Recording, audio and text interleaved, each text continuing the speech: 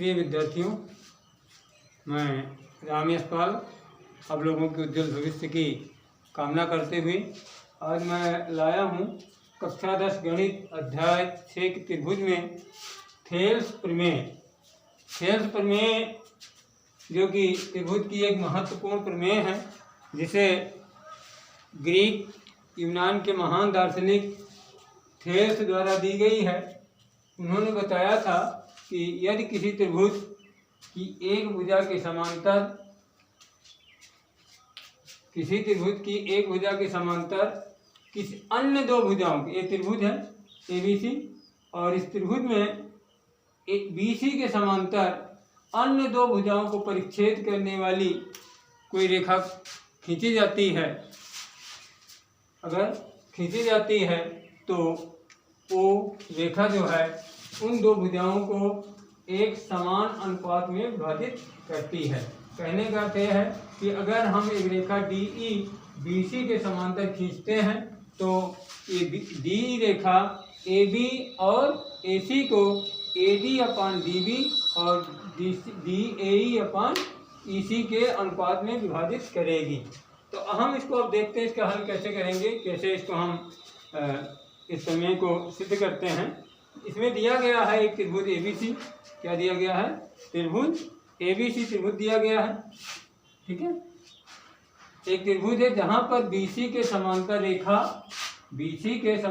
रेखा AB और AC को परिच्छेद करने वाली रेखा DE खींची गई है। क्या खींची गई है? बिंदु D और E पर विभाजित करने वाली रेखा खींची गई है। ये रेखा क्या है? DE समांतर है किसके? BC के।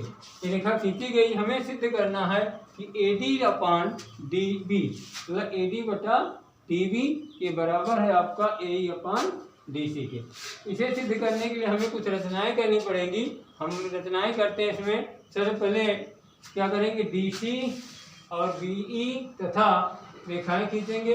उसके अलावा AB पर हम EN एक लंब डालते हैं और AC पर हम एक DM लंब डालते हैं। क्या डालते हैं? लंब डालते हैं। रचना को हमें परीक्षा में अगर आता है तो इसको रचना को भी लिखना होता है। तो रचना क्या किए हैं? B और E तथा C और D को मिलाया। B और E को C और D को मिलाया। उसके बाद फिर क्या किया? DM AC पर, DM क्या किस पर खींचा? AC पर। और EN किस पर लंब डाला? AB पर। ये लंब डाला गया AB पर, डाल दिया गया है। अब इसकी उपपत्ति देखिए। अब देखिए एरिया, देखिए एरिया त्रिभुज ADE हम AR त्रिभुज लगा देते हैं, या हम इसको इस तरह भी लिख सकते हैं अगर चाहें तो। इस तरह भी अगर ब्रैकेट के अंदर डाल देते हैं, AR लिख देते हैं, तो इसका मतलब होता है ADE का क्षेत्रफल। AR ब्रैकेट के अंदर ADE अगर इस तरह लिख देते हैं, या फिर हम लिखते हैं, इसको नहीं लिखते हैं, इससे पहले हम त्रिभुज के निशान लगा देते हैं। इसका भी मतलब होता है एरिया त्रिभुज ADE। तो ADE का क्षेत्रफल क्या होगा? इस वाले त्रिभुज ADE का क्षेत्रफल क्या होगा? यहाँ पर एक लंब है, इसका क्षेत्रफल क्या हो जाएगा? इसका क्षेत्रफल हो जाएगा AD गुणे 1/2 AD गुणे EN। क्योंकि आप जानते हैं कि किसी भी त्रिभुज के जो त्रिभुज का क्षेत्रफल होता है वो आधार गुणे ऊंचाई बटा 2 होता है। आधार हो गया इसमें, और EN क्या है? ऊंचाई है। तो क्या हो जाएगा? आधार गुणे ऊंचाई बटा 2। आधार क्या है? तो हो जाएगा 1/2 गुणे AD जो कि आधार है, EN क्या है? ऊंचाई है।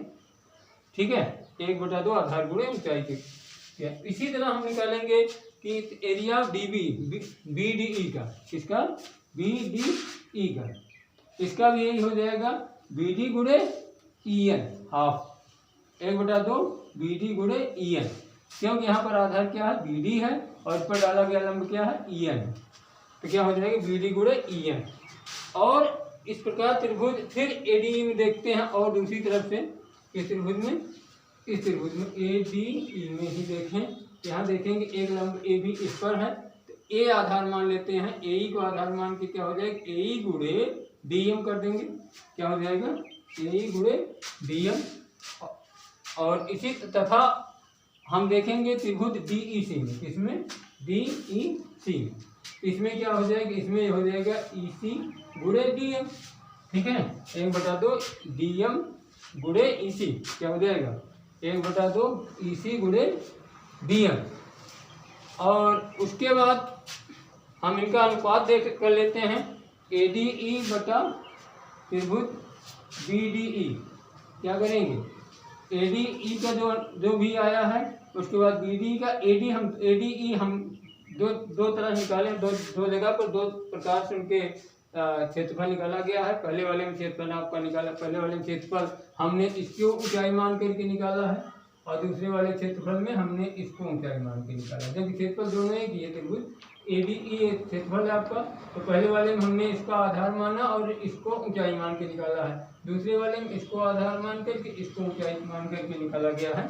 दो बार निकाला गया है। तो ADE बटा BDE, ADE का मान रख देते हैं, क्या लिखते हैं कि 1/2 AD गुणे EN ऊपर लिखेंगे और उसके बाद फिर क्षेत्रफल क्या कहते हैं BDE का मान रखेंगे। उसके बाद इसमें EN दोनों में है, इसको कट जाएगा और 1/2 भी कट जाएगा, बचेगा क्या आपका AD/DB समीकरण आपका समीकरण 1 हो जाएगा। इसी प्रकार दूसरे त्रिभुज के लिए जो निकाला गया है ADE का मान उसको रखते हैं, तो एरिया त्रिभुज ADE बटा एरिया त्रिभुज BDE का, इसका भी मान वही आएगा जिसमें DM दोनों में है, सामने से दोनों कट जाएंगे, आपको बचेगा ACE/EN। तो AE/EC ये समीकरण नंबर 2 हो जाएगा। अब देखें इस त्रिभुज में क्या कहते हैं, त्रिभुज में त्रिभुज BDE और त्रिभुज DEC। इस त्रिभुज में देखें कि ये दो समांतर रेखाएं हैं, क्या है दो समांतर रेखाएं हैं और इसके एक ही आधार पर दो त्रिभुज बने हुए हैं, त्रिभुज BDE और क्या बना हुआ त्रिभुज DCE। ये दोनों त्रिभुज समान होंगे, क्यों इनका क्षेत्रफल समान होगा, क्यों समान होगा कि एक ही आधार पर और एक ही समांतर रेखा के बीच में बना हुआ त्रिभुज के जो क्षेत्रफल होता है क्या होता है इक्वल होता है। तो हम दोनों को क्या दिखाएंगे BDE एरिया BDE और एरिया DEC दोनों इक्वल हैं, तो दोनों को हमने यहाँ दिखाया AD/BB बराबर AE/, समीकरण 1 और 2 में क्या निकाला गया है एरिया BDE का मान क्या है, एक BDE की जगह पर DEC का रख दिया, तो आया क्या समीकरण आपका AD/DB और AE/BC। यही सिद्ध करना। आज के दिन बस इतना ही। Thank you.